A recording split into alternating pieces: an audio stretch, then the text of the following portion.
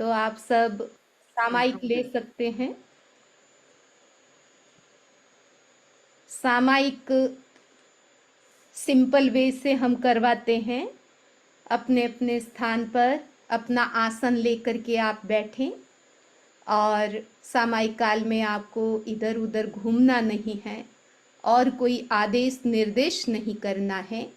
और अभी तो हमारा ये प्रोग्राम चलेगा, इसलिए आप तो अभी स्वाध्याय में ही रहेंगे, श्रवण में रहेंगे।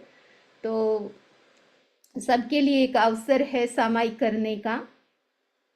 मैं सबको सामायिक करवा रही हूँ। जो जो लोग तैयार हैं, मत्थेन वंदामि, एक सामायिकी आज्ञा। करेमि भन्ते सामा इयं सावज्जं जोगं पच्चखामि जावनियमं मुहूर्तम् एकं पज्जुवासामि दुविहं तिविहेणं न करेमि न कार्वेमि मनसा वैसा कैसा तस्य भन्ते पडिक्कमामि निंदामि गरिहामि अप्पाणं वो सिरामि। एक सामायिक काल तक 5 आश्रव 18 पाप सेवन का त्याग है। आपके लगभग आपके टाइम से 8 बजे आपकी सामायिक आने वाली है। 5 बार नवकार मंत्र का ध्यान।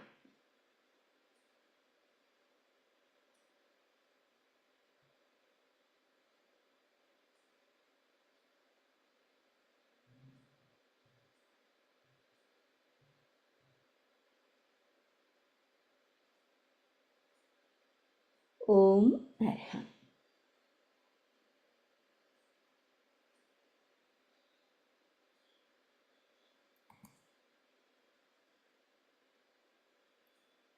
श्रद्धा से नमन करे हम तेरा, अनुसरण करे हम पल पल में, स्मरण करे हम महावीर स्वामी। श्रद्धा से नमन करें हम, भौतिक सुख छोड़े सारे, संयम का पथ अपनाया, ममता के तोड़े धागे, आत्मा में ध्यान लगाया, जग को परिवार बनाया, जग को परिवार बनाया, तो मैं का भेद मिटाया, करुणा का रस बरसाया, महावीर स्वामी। समता का रस बरसाया, महावीर स्वामी। मैत्री का रस बरसाया, महावीर स्वामी। श्रद्धा से नमन करें हम। तीर्थंकर परंपरा को नमन, गुरु परंपरा को नमन। यहाँ उपस्थित श्रद्धालु विक्टोरिया के जैन संघ ऑफ वैंकूवर आइलैंड के भाइयों और बहनों, पर्युषण हमारे सब के लिए एक उत्सव का माहौल लेकर के आया है, लेकिन विक्टोरिया के लिए स्पेशल उत्साह का एक क्षण है, अवसर है। मुझे लगता है ये पहली बार विक्टोरिया में पर्सनल यानी पर्टिकुलर विक्टोरिया के लिए ही पर्यूषण, आज हम ऑनलाइन सभी लोग जुड़े हुए हैं और समनी जी के सानिध्य में पर्यूषण पर्व आप मना रहे हैं। पर्यूषण महापर्व ये एक ऐसा फेस्टिवल कहें, त्योहार कहें, जो बिल्कुल हटकर के है। दुनिया में जितने भी त्योहार आते हैं या तो वो सोशल होते हैं या स्पिरिचुअल और सोशल टुगेदर भी होते हैं, लेकिन ये पर्यूषण महापर्व बहुत ही विशिष्ट है। ये सोशल कम है और स्पिरिचुअल ज्यादा है, या यूं कहें कि ये केवल स्पिरिचुअल है तो भी कह सकते हैं, क्योंकि सब सेकेंडरी है। सोशल भी हम माने तो भी सेकेंड है, लेकिन प्रायोरिटी है हमारी स्पिरिचुअलिटी। ये स्पिरिचुअल एनुअल फंक्शन है, सेलिब्रेशन है, जो स्पिरिचुअल भी है। स्पिरिचुअल इसलिए है कि अगर आपके फ्रेंड्स जो जैन नहीं है, अगर उन्हें भी ये सारा हमारा जो भी हम करते हैं, इसमें जो भी हम फॉलो करते हैं, प्रैक्टिस करते हैं, अगर उन्हें भी कहें तो वो भी आराम से कर सकते हैं, क्योंकि जितना हमारे सारे रिचुअल्स और उपक्रम है वो स्पिरिचुअल है, कोई भी कर सकता है। ये पर्व रिलीजियस है, इसको हम रिलीजियस इस रूप में कहते हैं क्योंकि ये पर्टिकुलर जैन धर्म से रिलेटेड है, जैन रिलीजन से जुड़ा हुआ है, इसीलिए उसको रिलीजियस फेस्टिवल भी कह सकते हैं, पर्व कह सकते हैं। इसको यदि हम सोशल कहें पार्शियली तो इस रूप में कह सकते हैं, क्योंकि हम संघ के लेवल पर मना रहे हैं। तो जहां संघ होता है, जहां कोई ग्रुप होता है, वो वहां सोशलिटी अपने आप आ जाती है, तो वो एक सोशल रूप बन जाता है। तो इस रूप में कि हम अकेले नहीं, सब मिलकर के ये हम पर्व मनाएंगे, जैसा कि अश्विन भाई ने इनिशिएटिव लिया कि हम सब मिलकर के यहाँ हम पर्यूषण मनाएंगे, तो ये सारा माहौल हमारा सारा एक सोशल रूप, संघ का रूप ले रहा है। तो जहाँ संघ होता है वहाँ एक समाज सामने आता है। फिर यदि हम कहें कि पर्यूषण, चलो ये रिलीजियस, कोई रिलीजन में विश्वास नहीं करता, और कुछ लोग हैं वो सोशल इवेंट में भी भाग लेना नहीं चाहते हैं, और वो कुछ पर्सनल करना चाहते हैं, तो पर्यूषण वेरी वेरी पर्सनल, इसका सीधा जो कनेक्शन है किसी के साथ नहीं है। इसका सीधा संबंध न किसी धर्म के साथ है, न किसी संघ के साथ, न ग्रुप के साथ है। इसका सीधा डायरेक्ट जो कनेक्शन है वो है व्यक्ति के साथ, खुद के साथ, खुद की आत्मा के साथ, खुद की हैबिट के साथ, खुद की प्रैक्टिस के साथ, खुद के आत्मालोचन के साथ, आत्मनिरीक्षण के साथ। तो ये पर्यूषण पर्सनल भी है। और यदि हम जैन सिद्धांतों की बात कहें तो ये कंसेप्चुअल भी है, क्योंकि इसके पीछे इसका कॉन्सेप्ट जुड़ा हुआ है, इसका अपना सिद्धांत है, अपनी हिस्ट्री है, परंपरा है। इस रूप में हम पर्युषण को देख सकते हैं। ये हमारी ट्रेडिशन, पारंपरिक भी है। तो किसी भी रूप में आप पर्युषण को देखें, पर्युषण से खुद को जुड़ना जरूरी है, खुद की भावनाओं को जोड़ना जरूरी है, और नई जेनरेशन को भी जोड़ना जरूरी है। जैसे कोई भी आपकी इवेंट आती है, कोई भी आपके घर में ओकेजन आता है, तो आप उसकी डेट सेव भी करते हैं, आपको पता रहता है, उसकी प्लानिंग भी करते हैं। तो पर्युषण की भी प्लानिंग हर घर में होनी चाहिए, हर जैन परिवार में होनी चाहिए।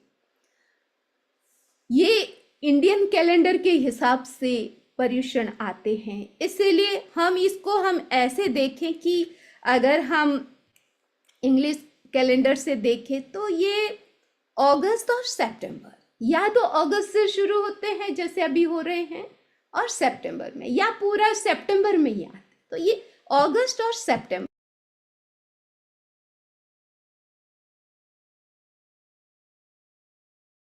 अपने साधर्मिक बंधुओं को इन्फॉर्म कर सकते हैं।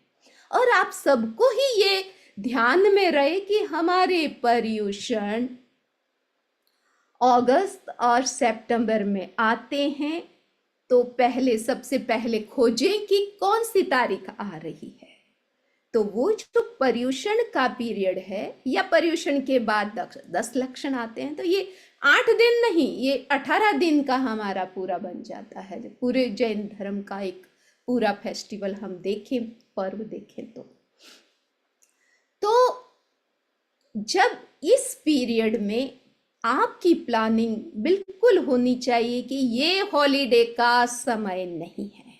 पर्युषण काल में बच्चे भी कहीं हॉलीडे न जाए, अगर उनके पास टाइम है या वैकेशन है या नहीं भी है तो वीकेंड में उन्हें बुलाएं, वीकेंड में उन्हें प्रेरणा दें। तो लेकिन पूरी फैमिली विद फ्रेंड, ये कहीं बाहर जाने का नहीं, ये पर्युषण भीतर आने का है। ये त्योहार बाहर घूमने के लिए नहीं, बाहर खाने के लिए नहीं, बाहर कोई इवेंट करने के लिए नहीं, ये केवल और केवल सब कुछ दुनिया की जितनी बातें हैं उनसे थोड़ा ऐसा ये समय है जिससे हमको एक डिस्कनेक्ट सा होना है।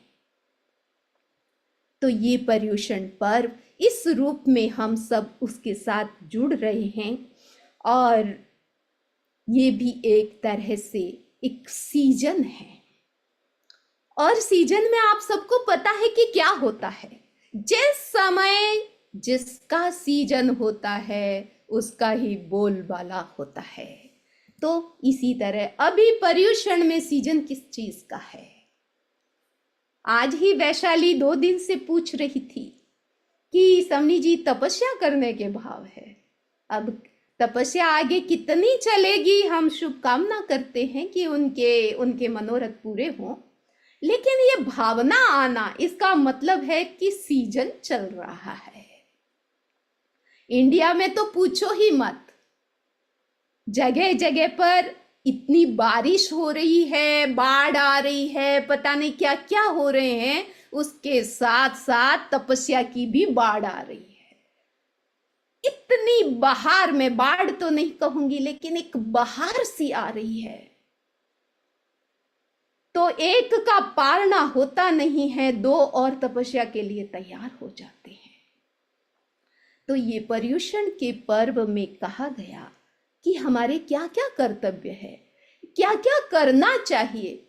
तो पर्युषण में कहा गया कि यदि हो सके तो साल भर तो हम खाने की बातें करते हैं, बनाने की बातें करते हैं, और पता नहीं कितनी कितनी खाने पर कितना डिस्कशन होता है, कितनी चर्चाएं होती है, कितनी डिबेट भी होती है। तेरे घर में ये बनता, मेरे घर में ये बनता है, उस रेस्टोरेंट में ये, उसमें वो, पता नहीं क्या क्या। बस वही एक आपका सेंटर ऑफ अट्रैक्शन बन जाता है। लेकिन पर्युषण में खाने की बात नहीं, ना खाने की बात होती है, तो तपस्या की बात कही गई। जिन भाई बहनों से होती है तो शास्त्रों में बताया गया कि ये जो 8 दिन आते हैं, उन 8 दिनों में लोग 28 तप करते हैं। कितने भाई बहनों को हमने देखा है, समनी जी, हम 20 साल से, 25 साल से, 30 साल से हर पर्युषण में 28 करते हैं।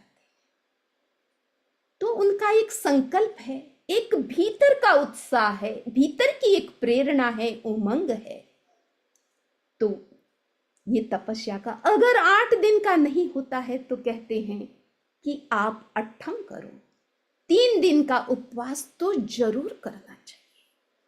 तो उसकी एक आप अपना सपना लें, एक मन बनाएं कि कैसे सब लोग करते हैं तो मैं कैसे नहीं कर सकता। आप भी पहल करें, हर चीज पहली बार ही होती है। तो तेले की बात और विचार करें, संकल्प करें। अगर वो भी नहीं होता है तो पहला दिन आज है, कुछ लोगों का आज शुरू हो गया है, कुछ कल शुरू होने वाला है, तो कल भी आने वाला है, कल आप उपवास कर सकते। तो पहला दिन और 6वां दिन, लास्ट दिन, उसमें उपवास जरूर करें। और 8 दिन तक बिना खाए न रह सकते हैं, नहीं रह सकते। किसी के दवाई चलती है, किसी के बच्चे छोटे हैं, किसी को वर्क पर जाना है, तो इतनी सारी बातें हैं। तो उसमें आज का जो विषय है, आज का पहला जो पर्युषण का दिन आता है, वो है आज खाद्य संयम दिन, यानी तपस्या से ही जुड़ा हुआ है। अगर खाना भी है तो कैसे खाना है, उनमें आप द्रव्य की सीमा करें, यानी कितने आइटम, 1 आइटम, 2 आइटम, पूरे दिन में मैं 2 चीज, 3 द्रव्य, 4 द्रव्य, 5 द्रव्य से ज्यादा नहीं खाऊंगा, लेकिन बिना खाए खा रहा, इस तरीके से। तो आज हम खाद्य संयम की बात कर रहे हैं कि ये तपस्या और awareness of food, discipline of food और खाद्य संयम, ये सारी एक जैसी बात है। उसके विषय में आज हम थोड़ा चिंतन करेंगे कि जीवन में भोजन का क्या स्थान है। क्या ये भोजन हमारे लिए अनिवार्य है या हमारी मजबूरी है?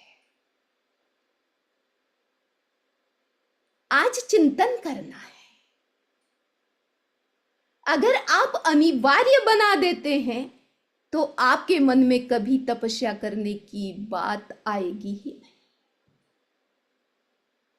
जब आप मजबूरी बना देते हैं तो मजबूरी में आप बिना मन, कभी कभी मजबूरी होती है तो वहां कोई इच्छा नहीं होती है आपकी, वो करना होता है, मजबूरी होती है, करना पड़ता है। तो ये भोजन भी एक जीवन से जुड़ी हुई, जीवन को टिकाए रखने के लिए एक आवश्यक माना गया, या एक तरह की हम आत्मा की दृष्टि से सोचें, केवल आत्मा की दृष्टि से, तो ये आत्मा की दृष्टि से सोचते हैं तो मजबूरी के सिवाय कुछ भी नहीं है। तो उसके बारे में आज आप विचार करें कि क्या कभी आपने सोचा कि food is not our nature but it's our संस्कार। पहली बात, भोजन करना ये हमारा स्वभाव नहीं है, हमारा नेचर नहीं है, ये हमारे संस्कार है। और संस्कार इस जन्म के ही नहीं है, अनंत जन्मों के संस्कार है, या हम कह सकते हैं अनादि, जिसकी कोई शुरुआत ही नहीं हुई। तब से लेकर अब तक हम भोजन के बिना रहे ही नहीं, यहां तक कि जब जीव एक शरीर को छोड़ करके, जब डेथ होती है तो एक शरीर छूटता है और नेक्स्ट लाइफ में जीव जाता है, तो कहते हैं कि उस टाइम में भी वो भोजन लेकर के यहां से जाता है और वहां जा करके वापस आहार करता है, वो बिना आहार नहीं रहता है। तो आहार भी 3 तरह के होते हैं, ओज आहार, रोम आहार और कवल आहार। तो ये 3 तरह के आहार होते, हो सकता है मुंह से नहीं ले, लेकिन ये रोम आहार और ओज आहार, ये आहार के बिना यहाँ की संसार में हमारी गति नहीं होती है। इस रूप में ये आहार की बात जुड़ी हुई है, तो ये पुराने संस्कार है और ये इतने गहरे संस्कार है जिसको हम वृत्ति कहते हैं, और उसको हम अपनी भाषा में जैन संज्ञा, छोटे से लेकर बड़े तक, अनडेवलप जो जीव है वहां से लेकर डेवलप लिविंग बींग्स तक, सब में ये आहार संज्ञा पाई जाती है। ठीक है, तो ये हमारे संस्कार है, हमारा स्वभाव नहीं है। दूसरी बात है कि ये जो भोजन है ये हमारी इच्छा नहीं है, ये लाइक ए डिजीज, ये भूख है। भूख क्या है? ये एक बीमारी है। भूख क्या है? कभी आपने सोचा कि भूख नहीं लगना ये तो बीमारी कहते हैं डॉक्टर, लेकिन भूख को कभी किसी ने कहा कि वो बीमारी है? लेकिन जैन धर्म कहता है कि ये भूख एक पीड़ा है, एक बीमारी है, जिसको हम क्षुधा वेदनीय कर्म कहते हैं। यानी क्षुधा वेदनीय कर्म के उदय से जीव को भूख लगती है, वो उसे भूख की पीड़ा महसूस होती है। जब जीव भूखा होता है, उसको कुछ भी मत दो तो वो पीड़ित हो जाता है, यानी रिलैक्स नहीं होता। तो वो क्या है? पीड़ा क्या है? पीड़ा वो बीमारी है, दुख है। तो ये भोजन है वो एक डिजीज है। इसीलिए कहा गया कि आपको भोजन कैसे करना चाहिए, कैसे करना चाहिए। जैसे डिजीज होती है और उसको क्योर करने के लिए आप क्या करते हैं? मेडिसिन लेते हैं। तब मेडिसिन कितनी लेते हैं? उसका पूरा पूरा आपको ज्ञान होता है कि मुझे सुबह शाम लेना है या 3 बार लेना है, 1 बार लेना है या वीक में 1 बार लेना है। डबल डोज कोई नहीं लेता है। ठीक है, तो इसी तरह जैनिज्म में कहा गया कि आप भोजन को मेडिसिन की तरह लीजिए, तो व्यक्ति अति आहार में नहीं जाएगा, आहार का असंयम उनके जीवन में नहीं आएगा, और भोजन से होने वाली बीमारियां, ऐसे तो भोजन हमारे लिए समाधान है, हमारे लिए एक शक्ति का, एनर्जी का सोर्स है। लेकिन अगर इसको हमने मेडिसिन के रूप में नहीं, हमने इसको डिजायर बना दिया, टेस्ट के साथ जोड़ दिया, मन के साथ जोड़ दिया, तो फिर ये भोजन हमारे लिए बीमारी हो जाती है और हमको बीमार बना देती है। इसीलिए आचार्य तुलसी ने कहा था कि कोई व्यक्ति बिना खाए अगर मरता है तो वो तो उसकी मजबूरी है, लेकिन कोई खाकर के मरता है वो उसकी मूर्खता है। इसीलिए आज पर्युषण में हमको ये भोजन की विधि, भोजन का कॉन्सेप्ट ये हमें समझना है। तो यहाँ बताया गया जो भी आप खाएं, आपका जो भोजन है वो कैसा हो, इस पर आजकल सब विचार कर रहे हैं। ज़्यादा बताने की ज़रूरत नहीं है। What ever you eat healthy, less and eat that digest easily, जो जल्दी आपके स्टमक में जा कर के स्टोर ना हो और ऐसे ही पड़ा न रहे, ऐसा फूड हमको लेना चाहिए। तो अब वो कैसा होता है आप देखिए। भगवान महावीर ने कहा यदि आपको स्वस्थ रहना है तो आप बार बार विगय का त्याग करो। विगय का मतलब, हमारे ऑडियंस कई नए होंगे, ये नई बार पहली बार सुन रहे होंगे, लेकिन आपको नया ज्ञान करना है। विगय का मतलब है दूध, दही, घी, मक्खन, मिठाई, तेल, इसको हम 6 प्रकार की विगय होती है। ये सारे गरिष्ठ होती है, गरिष्ठ चीजें होती है। तो भगवान ने कहा तुम उसका सेवन तो करो, लेकिन आप उसका थोड़ी मात्रा में करो। एक ही दिन में सारी विगय 6 प्रकार के जो रस है, उनके 6 प्रकार के रसों को एक साथ एक दिन में उसका सेवन मत करो। तो बीच बीच में उसको छोड़ो, यानी बार बार तुम इन 6 रसों को छोड़ो यदि आपको स्वस्थ रहना है, प्रसन्न रहना है।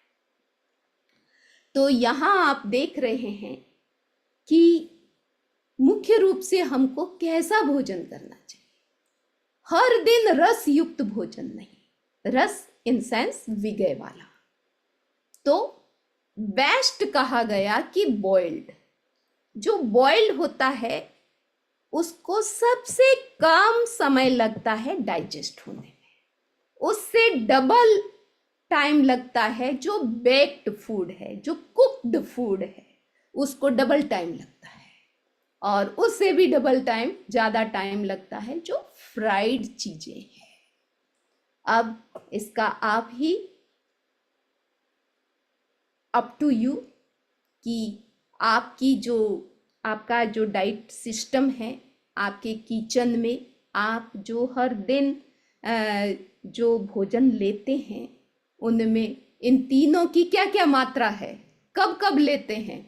कभी बुखार आ गया, कभी डॉक्टर ने कहा तभी बॉइल्ड लेते हैं, या ऐसे रेगुलर वे से कभी कभी लेते हैं, ये अब आपको सबको सोचना है। तो ये सब एक जानकारी के लिए सब कुछ बताया जा रहा है। अब ये बात आपको कि आपके कितने तरह की हंगर होती है उसे भी समझिए। हम जब छोटे थे तब बार बार हम जब खाते थे तो हमें टोका जाता था, और मेरी संस्थापक्ष माँ कहती थी कि तेरा पेट नहीं, तेरी आंखें भूखी है। बार बार जब हम रसोई में आकर के कभी कुछ तो वो ये कहा करती थी, तो हमको उस टाइम तो समझ में नहीं आया, लेकिन अब समझ में आ रहा है कि रियल हंगर क्या होती है और ये आंखों की भूख और मन की भूख क्या होती है। तो अगर हम हंगर के जितने भी टाइप्स है उसको देखें तो रियल में हमारी जो रियल हंगर है वो तो 25% ही होती है, जो रियल में आपको ज़रूरत है, आपको एक भीतर से कॉल आता है, उसके खाए बिना आप बिल्कुल रह नहीं सकते, टिक नहीं सकते, ऐसी जो हंगर होती है वो तो 25% ही होती है। उसके साथ 25 और मोर देन 25% तो टेस्ट के लिए लोग खाते। बच्चों को जो भाता है वो तो डबल खा लेंगे। बच्चों की बात क्यों कहें, बड़े भी कभी कभी बच्चे बड़ों को टोकते हैं। तो जो चीज भाती है तो वो टेस्ट आ रहा है, अब आप अच्छा लग रहा है इसलिए खा रहे हैं, या आपके लिए अच्छा है वो खा रहे हैं। तो टेस्ट के लिए जो खाया जाता है वो पता नहीं हमारे लिए अच्छा कितना होता है, लेकिन केवल अच्छा लग रहा है इसीलिए आप खाते हैं। तो ये काइंड ऑफ एक असंयम हो गया। ये एक जो भोजन की सही विधि है उससे हट करके हो गया, वो उस विधि में नहीं आता है। तीसरी बात है इमेजिनरी हंगर। अब लगी नहीं है, अब थोड़ी थोड़ी देर में, अभी तो लोग क्या थोड़े टेंस्ड होते हैं, कोई दिमाग में बात चल रही है, तो अब वो रिलैक्स होने के लिए बार बार या तो चाय पिएंगे या कोक पिएंगे, पता नहीं क्या क्या खोजते रहेंगे, कभी कुछ कभी कुछ कभी कुछ वो लेते रहते हैं। तो ये कोई आपकी भूख नहीं है, आपका जो स्टमक है वो कुछ नहीं कह रहा है, बस आप एक इमेजिन कर रहे हैं कि मुझे कुछ खाना चाहिए, मुझे कुछ खाना चाहिए, और खाते हैं। तो वो ऐसी इमेजिनरी हंगर भी बहुत चलती है। एक इमोशनल हंगर होती है जो कभी कभी मन में आता है कि मैं ये खाऊं। दूसरा है कि जब आपकी कोई आदत बन जाती है, बचपन में जो खाया बस वो आपकी आदत बन गई। अब आदत बन गई तो जब तक आप बॉडी को नहीं देते हैं तो आपके भीतर में एक साइकोलॉजी, एक अनकॉन्शियस माइंड में हमारे एक वो मैसेज चला गया है। तो वो बार बार आता है कि वो नहीं खाया, वो नहीं खाया, वो खाना है, वो खाना है। अब मम्मी के हाथ का क्या बनता था, अब वो बार बार मिस करते हैं कि बस वैसा ही खाना है। तो बचपन में खाया हुआ बूढ़े भी हो जाते हैं तो भी वो चीज़ हमें याद रहती है। तो ये इमोशन के साथ, हमारे माइंड के साथ ऐसी बातें जुड़ी हुई होती है। तो बात यहाँ चल रही है खाद्य संयम की, फूड अवेयरनेस की, और वो भी पर्यूषण के दौरान हम ये बात कर रहे हैं। तो इसकी स्पिरिचुअलिटी के साथ इसका कनेक्शन इस रूप में है कि जितना शरीर को जरूरत है, तो ये जितनी आवश्यकता है उसे हम डिजायर न बनाएं, उसे हम मन की भूख न बनाएं, आंखों की भूख न बनाएं, टाइम पास, इसको फूड को टाइम पास न बनाएं, लेकिन जितना जरूरी है उसको, उस पर हमें सबको ध्यान देना जरूरी है। तो समय तो काफी आगे बढ़ गया है। अब एक नियम कहता है कि हमको, ये एक नीतिकार कहते हैं कि जो कुछ खाया है कब खाना चाहिए उसके विषय में बताया गया। जो पहले आपने लिया है वो जब तक डाइजेस्ट नहीं होता उससे पहले नहीं खाना चाहिए। तो डाइजेस्ट होने में आपको पता है कि ऐसे तो है नहीं, शॉर्टकट नहीं है। बाकी तो आपकी लाइफ में बहुत सारे शॉर्टकट होंगे, लेकिन ये जो नेचुरल हमारे जुड़े हुए हैं उनमें आप शॉर्टकट नहीं कर सकते। तो जो खाया है उसको डाइजेस्ट होने में टाइम लगता है, और उसका साइन आता है कि डाइजेस्ट हुआ या नहीं हुआ, उसका साइन आता है।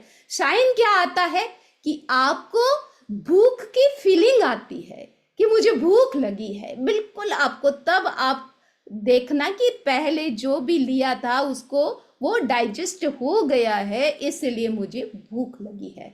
तो जो जब भी खाएं, जो भी खाएं, बिना भूख के न खाएं। ये एक गोल्डन रूल है आपका, आपके स्वास्थ्य के लिए, आपके हैप्पीनेस के लिए, आपकी स्पिरिचुअलिटी के लिए। आपके भाव निर्मल बने रहें, आपके योग शुभ रहें, आपका ऑरा ब्राइट और प्योर रहे, उसको बनाने के लिए ये भोजन के छोटे छोटे नियम हैं, उन्हें समझना जरूरी है। बस थोड़ी देर के लिए हम थोड़ा फास्ट चलते हैं। जब हमारी ट्रेनिंग होती थी तो हमने अपने गुरु से सीखा, सुना, वो आपको बता रहे हैं। उन्होंने कहा drink the food and eat the water. भोजन को तो आप क्या करो, ड्रिंक करो और पानी को खाओ। अब आप क्या समझे हैं इनसे? इससे यही समझना है कि जो बच्चे बाइट लेते हैं मुंह में, बस 2-3 बार बस दांत ऐसे ऐसे मूव करते हैं और गया अंदर। तो जो फुल्ली अच्छे से च्यू नहीं करते हैं, अपने मुंह में जो फूड है, जो बाइट लिया है, उसको पानी की तरह नहीं बनाते हैं, लिक्विड नहीं बनाते हैं, तो उसका डाइजेशन अंदर जाके भी कम होता है। अदरवाइज हाफ डाइजेशन तो आपके मुंह में ही हो जाता है अगर आप च्यू प्रॉपरली करते हैं। और पानी की तो बात छोड़िए। अभी पुराने जमाने में हमारा पूरी एक परंपरा थी, पानी कैसे पीना। इतना टोका जाता था, खड़े खड़े पानी नहीं पीना, ऐसे पानी नहीं पीना, ऊपर से पानी नहीं पीना और धीरे धीरे पानी पीना। पता नहीं कितनी कितनी बातें हमको कही जाती थी, लेकिन कितनी साइंटिफिक थी वो, कि आप पानी जब पीते हैं तो पहली बात है आप बैठ के पिए। दूसरी बात है कि ऐसे ऊपर से बस वो तो मुंह में टिका ही नहीं, सीधा गया अंदर। तब फिर आप पानी को कैसे खाओगे? तो पानी को खाना है, इसका मतलब पानी को मुंह में लीजिए, देर रखिए और उसके बाद आप पानी नीचे उतारें, पिए उसको। तो तब आपको लगेगा कि आप पानी को खा रहे हैं। तो ये एक बहुत अच्छा रूल है कि आप इस तरीके से करें। दूसरा है कि आपका खाने के बाद आपके बॉडी में हैवीनेस आता है। अगर हैवीनेस आता है तो आपको जरूर अपने फूड पर ध्यान देना जरूरी है कि ये मुझे हैवीनेस क्यों फील होता है खाने के बाद।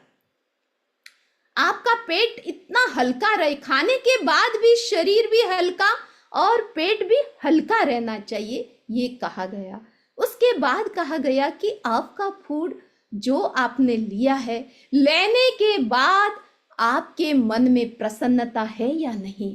अगर प्रसन्नता नहीं रहती है, इसका मतलब है कि वो फूड सात्विक नहीं है, एनर्जेटिक नहीं है। तो ये सारी बातें बहुत महत्वपूर्ण हैं। दूसरा है कि आपका जो साइलेंट पॉइजन है घर में, हर चीज़ में जो पैक बंद आते हैं उनमें तो पता नहीं शुगर, अगर वो स्वीट है कोई तो उसमें डबल शुगर होती है, अगर स्पाइसी या सॉल्टी है तो उसमें डबल सॉल्ट होता है। तो ये हमको इसकी दोनों की बहुत ज़्यादा ज़रूरत नहीं है। महाप्रज्ञा जी कहते हैं सॉल्ट तो पूरे दिन में 2 ग्राम ओनली, 1 से 2 ग्राम बस। और ये 2 ग्राम आपका तो पता नहीं क्या लेते हो, एक बार कुछ लेते हो उसी में चला जाता। तो पूरे दिन आवश्यकता सॉल्ट की इतनी है, इसी तरह शुगर की भी नहीं है। तो काफ़ी अवेयरनेस आ रही है, लेकिन फिर भी हम इस पर ध्यान दें, क्योंकि ये सब शरीर को भी प्रभावित करते हैं, मन को प्रभावित करते हैं, हमारे भावों को प्रभावित करते हैं। तो इस तरीके की ये सारे जो भी हमारी डाइट है उसमें हमारा भोजन सात्विक हो, फ्रेश हो, जिसमें वासी भोजन के लिए मना किया गया है। तो जितना हमारा सात्विक भोजन होता है, अब आपके स्टोर देख लीजिए, आपके स्टोर किससे भरे हुए हैं। तो ये तो सब हमारी भाषा में तो क्या है, इसमें कोई सत्व नहीं है। सत्वहीन जो चीज़ होती है ये सब सारी बाजार की चीज़ें हैं, ये फास्ट फूड है, जंक फूड है, पैक फूड है, ये सब कुछ ज़्यादा न हो और इस पर भी सब लोग ध्यान दें। तो ये सारी बातें, हमारा समय पूरा हो रहा है और सामायिक आपकी सामायिक भी मैंने वंदा भी अभी 10 मिनट है।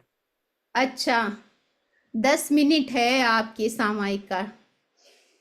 और भी आगे कहा गया कि कुछ चीजें होती है बेमेल, कि एक चीज के साथ दूसरी उसको मिला करके नहीं खाना चाहिए। अब तो पूछो मत, क्या फूड आइटम ऐसे बने हैं कि वो तो जरूर वो बेमेल वाले ही होते हैं। क्या का क्या, क्या उसके ऊपर क्या, फिर उसके ऊपर क्या, फिर उसके ऊपर पता ही नहीं है कि उसका क्या मेल है क्या बेमेल है। उन्हें कुछ भी ज्ञान नहीं होता है। तो ऐसी चीज़ें, फिर स्किन डिजीज होती है, फिर अल्सर की बीमारी होती है, गैस्ट्रिक प्रॉब्लम होती है, एसिड ज़्यादा बनती है, रात को नींद नहीं आती है, और ऐसे ही बिना कारण स्ट्रेस बना रहता है, फ्रेशनेस फील नहीं होती है। तो कई कारण हैं उसमें। तो आप यहाँ सब देख रहे हैं कि ये सब अवॉइड करने चाहिए। क्या क्या, कि मिल्क के साथ, अगर मिल्क लेते हैं तो उसके साथ क्या क्या खट्टी चीज़ है, पिकल है, ये चटनी है, दही है, उसके साथ ये नहीं जाता है। इसी तरह ये कर्ड के साथ क्या क्या चीज़ें जुड़ी है, हनी के साथ। ये बड़ी अच्छी बात कही है कि हनी है वो किसके साथ, यानी जो मूली खाते हैं, ग्रेप्स खाते हैं, उसके साथ इसका कोई मेल नहीं होता है। इसी तरह ठंडा पानी है, वो ऑयल के साथ, घी के साथ एकदम ठंडा है और उसके साथ मिलाते हैं तो नहीं। और घी और हनी, इसका कोई मेल नहीं है। आप देखिए, ये बहुत काम की बातें हैं। इसी तरह चाय के साथ सॉल्टी स्टफ खाते हैं, कुकुम्बर खाते हैं। कभी कभी सोचते हैं अरे मैंने कुछ खाया ही नहीं था, ये वॉमिट कैसे हो गई, गैस कैसे बन गई। तो कुकुम्बर ले रहे हैं तो उसके साथ चाय नहीं पीना है। इसी तरह वाटरमेलन के साथ ये आइसक्रीम नहीं खाते हैं, उसके साथ मिंट नहीं जाती है। तो ये सब है। तो ये सब नियम आप देखें। वात, पित्त और कफ, उसका भी एक मेल है कि कौन सी चीज़, जो वायु प्रदान चीज़ें होती है वो हम शाम को नहीं खाते हैं। जो पित्त प्रधान होती है वो हम ये जो हमारा लंच टाइम होता है उसमें हम नहीं खाते हैं। कफ प्रदान होती है उसका भी हम मॉर्निंग में कम खाते हैं। तो इस तरीके से इसका पूरा एक विज्ञान है। तो इसी तरह हम गैप कितना देते हैं। तो अब इंटरमिटेंट फास्टिंग का जो ज़माना है उसे काफ़ी लोग फॉलो कर रहे हैं, लेकिन ये पर्यूषण जो कहता है वो तो हमारे हजारों वर्षों से कहता आया है। एगम भत्तम च भोजनम, आप भोजन, आपकी बॉडी को भोजन तो केवल एक टाइम ही चाहिए। अभी भी हमारी जैन परंपरा, दिगंबर हमारे संत आचार्य मुनि भगवंत दिन में एक बार ही लेते हैं।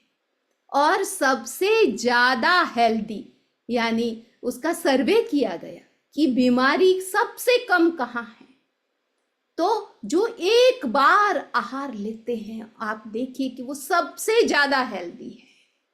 इसका मतलब क्या हुआ, इसका मतलब कि बॉडी को तो इतना ही चाहिए। हमने नई हैबिट तैयार की है कि हमारे बिना खाए हम रह नहीं सकते, थोड़ी थोड़ी देर के बाद हमको चाहिए ही चाहिए। तो ये गैप कितना देना है, कम से कम 3 से 4 घंटे का, 4-5 घंटे का गैप तो हम जो एकदम प्रॉपर मील कर लेते हैं उसके बाद बिल्कुल जैसे हमारे में त्याग करते हैं, तो उसका अगर आप त्याग करते हैं खाने के बाद 3 घंटे के त्याग कर लिए, अगर त्याग किया जाता है तो फिर कोई नहीं खाता है। तो ये जो आदतें, हमारे जो संस्कार है, वो बहुत इतने उपयोगी संस्कार है, इतने हेल्दी संस्कार है। फिर भोजन के साथ कहा गया कि आप दिशा का भी विचार करें। आपका डाइनिंग टेबल है जहाँ हर दिन आप बैठ के भोजन लेते हैं, उसकी डायरेक्शन तो आप देखिए।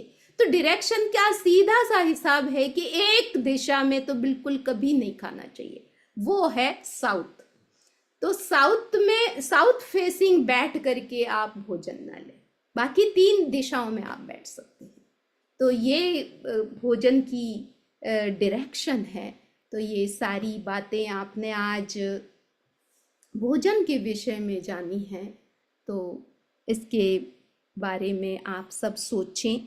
जो नई नई ऐसी जो हैबिट है जो आपके हेल्थ के लिए, आपके हैप्पीनेस के लिए, आपके पीस के लिए सही नहीं है, उन छोटी छोटी हैबिट को बदलें और आज जो भी ज्ञान मिला है उन्हें आप ऐड करें। तो आज का खाद्य संयम दिवस, कल आप इसको पूरा फॉलो करेंगे। मैं आशा करती हूँ कि जो भी बातें कही जा रही है, ये 8 दिन हम किस रूप में मनाते हैं, तो ये एक दिन इसी लिए, यानी स्पेशली फॉर फूड, यानी फूड अवेयरनेस के लिए खाद्य संयम दिवस पूरा उसको समर्पित करते हैं एक दिन। तो इसीलिए कि हम उसके बारे में सोचें। तो आप सबके प्रति शुभकामना है कि आप पर्युषण की आराधना, और ये कोई देवगुरु धर्म का खूब आशीर्वाद है आपके साथ कि ये मौका आपको मिल रहा है और ये उत्साह आपका बना रहे। हम 8 दिन विविध जो विषय है 8 दिनों के, उस पर हम विचार करेंगे। और जो भाई बहन तपस्या करना चाहते हैं उनके प्रति शुभकामना करते हैं, उनकी अनुमोदना करते हैं, उनको उनके साता रहे और साता पूर्वक वो आगे बढ़ें। जिन्होंने मन नहीं बनाया था, आज का लेक्चर सुन करके आप अपना मन बनाएं कि इस बार इस पर्युषण में तो हम कुछ तो रिकॉर्ड बनाएंगे। जो लाइफ में नहीं बनाया है, आप आगे बढ़ें। उपवास किया हुआ है तो बेला करें, तेला करें। कोई 28 का मन, यहाँ बच्चे भी हैं, यूथ भी हैं, सब तरह का हमारे सब भाई बहन जुड़े हुए हैं। तो यथा शक्ति सब अपनी अपने विचार अपना बनाएं, अपना प्लान, और उसी रूप में पर्युषण की खूब लगन के साथ उसकी आराधना करें, इसी भावना के साथ। ओम अरहम।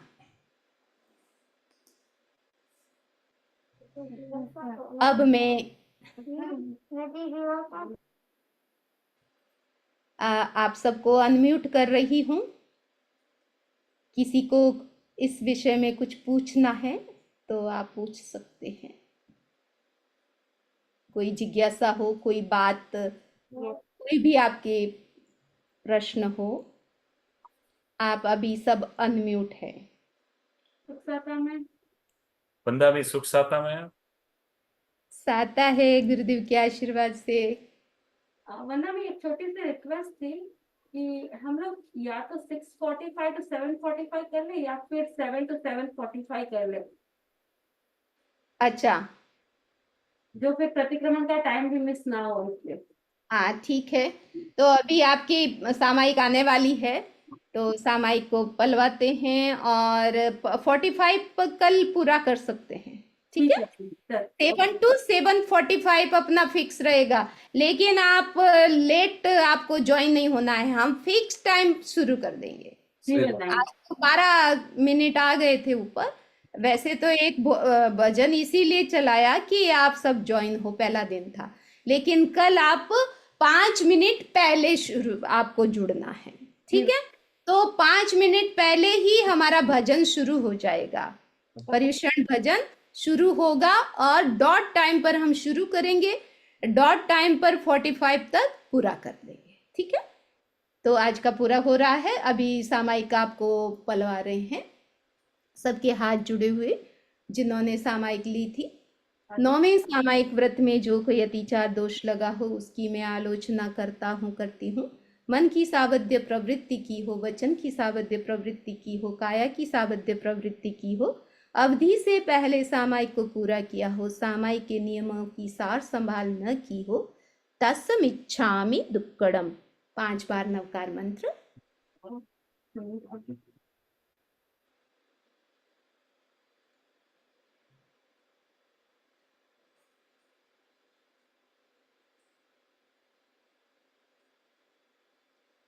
ओम अरहम। अब सुने मंगल पाठ। हाथ जुड़े हुए। चत्तारि मंगलम अरहंता मंगलम सिद्धा मंगलम साहु मंगलम केवली पन्नतो धम्मो मंगलम। चत्तारि लोगुत्तमा अरहंता लोगुत्तमा सिद्धा लोगुत्तमा साहु लोगुत्तमा केवली पन्नतो धम्मो लोगुत्तमो। चत्तारि शरणं पवज्जामि अरहन्ते शरणं पवज्जामि सिद्धे शरणं पवज्जामि साहु शरणं पवज्जामि केवली पन्नतं धम्मं शरणं पवज्जामि। ओम अरहम। जिन शासन की जय हो। पर्युषण महापर्व की जय। ओम अरहम। कृतज्ञोस्मि। हम सब आपके आभारी हैं। कृतज्ञोस्मि। हम सब आपके आभारी आभारी हैं। है। अच्छा लग रहा है रवि। सबको देख के। काफी लोग जुड़े हैं, पूरा विक्टोरिया लगभग सब परिवार जुड़े हैं। विनीत भाई, स्मिता बेन, मोदी का परिवार, सिद्धार्थ जी, संदीप जी की फैमिली, निकुंज, कपासी और ममता जी और कुणाल और जतीन ब्रदर्स, हितेश भाई का फैमिली और अश्विन भाई के फैमिली, अश्विन भाई के पेरेंट्स। और चलो बढ़िया सब लोग जुड़े। वंदामी खूब खूब अनुमोदना। आपके वहाँ 11 बजे है, फिर भी आपने मतलब हम सबको हम इतने पुण्यशाली है कि हम सबको ये मौका मिला बड़े है, खुशी खुशी करवा रहे हैं। खूब खूब अनुमोदना वंदामी। Thank Satara you. का। हाँ हाँ, वहाँ पे 11 बजे। हाँ, 10 बजे शुरू होता है ओहो। वंदामी। सब जगह अभी पर्युषण में जितना लाभ हम दे सकते हैं। बड़े समणी जी का जैना में प्रवचन था थोड़ी देर पहले, फिर आपका शुरू हुआ। चलो बढ़िया है। आपका उत्साह देख के हमारा उत्साह बढ़ता है। ओ महाराज। वंदामी, हाँ, कल सब वापस हाँ, प्रवचन में 5 मिनट टाइम पहले पर ज्वाइन कर एकदम लेंगे। 5 मिनट हाँ। पहले 7 बजे